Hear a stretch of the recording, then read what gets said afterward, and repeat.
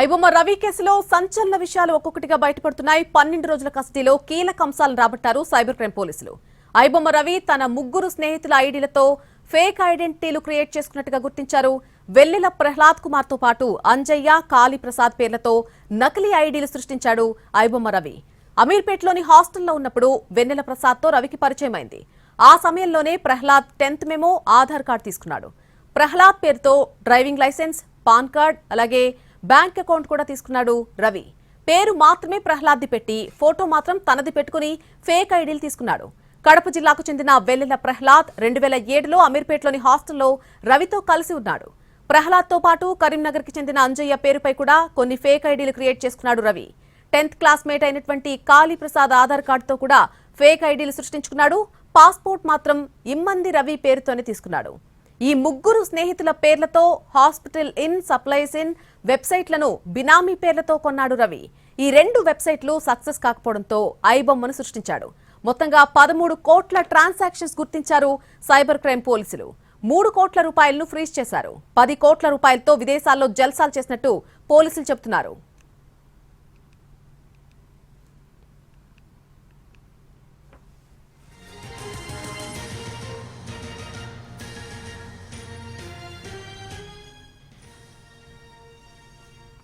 ఐబొమ్మ రవి కేసులో కొన్ని సంచలన విషయాలు బయటపడుతున్నాయి. 12 రోజుల కస్టడీలో కొన్ని కీలక అంశాలను సైబర్ క్రైమ్ పోలీసులు రాబట్టినట్టుగా తెలుస్తోంది.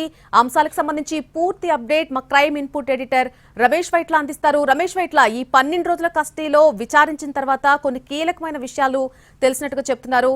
అవేంటి, అసలు రవి ఏం చెప్పాడు విచారణలో?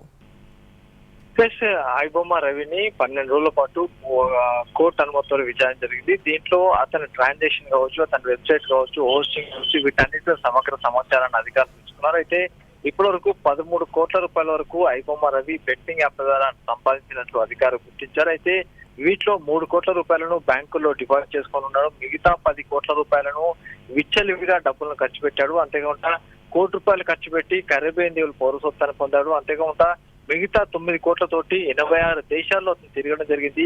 86 దేశాల్లో లగ్జరీ లైఫ్ గడపడం జరిగింది. అదేకాకుండా స్టార్ హోటల్స్ కావచ్చు, విమానాలు కావచ్చు, చార్టర్ ఫ్లైట్ కావచ్చు, ఇట్లా మొత్తం 86 దేశాల్లో అతను తిరిగినట్లుగా అధికారులు గుర్తించారు. అయితే దీంతో పాటుగా అతనికి ఇప్పుడుగా వస్తున్న డబ్బును ఏం చేయాలో తెలియక దాదాపు 3 కోట్ల రూపాయలు సేవింగ్ చేసుకుని పెట్టుకున్నాడు. మిగతా డబ్బును మొత్తం కూడా లావిష్ లైఫ్ కోసం కూడా ఖర్చు పెట్టాడు. అయితే ముఖ్యంగా తన వెబ్సైట్ లో హోస్టింగ్ కోసం కావాల్సిన డాక్యుమెంట్ మొత్తం కూడా ఫేక్ ఐడి తోటి క్రియేట్ చేయడం జరిగింది. ఆ ఫేక్ ఐడి కూడా 3 పేర్ల మీద క్రియేట్ చేసినట్లు అధికారులు గుర్తించారు. అయితే ఆ ముగ్గురు ఎవరు ఏంటనే విషయం కూడా అధికారులు తెలుసుకోవడం జరిగింది.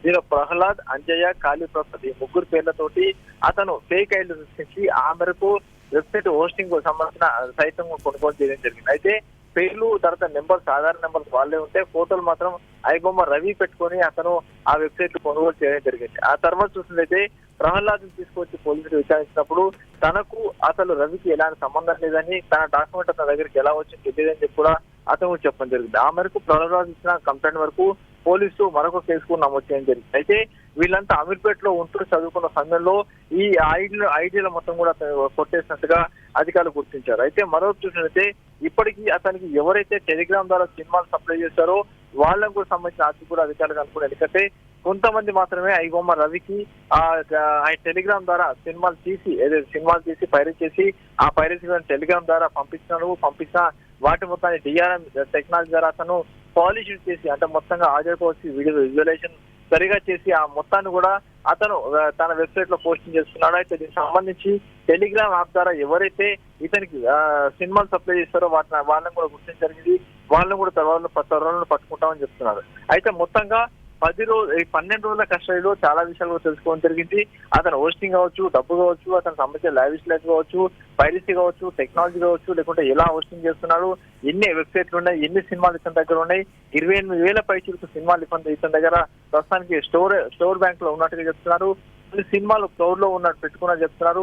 కాబట్టి వీటన్నిటి కలిపి కూడా పూర్తిగా సమగ్ర దర్యాప్తు చేస్తున్నాము, సమగ్ర సమాచారం తెలుసుకున్నాం. ఐబొమ్మ రవి చాలా కీలకంగా ఉన్నాడు. అతను దాదాపు కొన్ని వేల కోట్ల రూపాయల నష్టాన్ని అటు సినీ పరిశ్రమ చేశాడని కూడా అధికారులు గుర్తించి ఆ మేరకు విచారించి ఆ మేరకు కస్టడీ రిపోర్ట్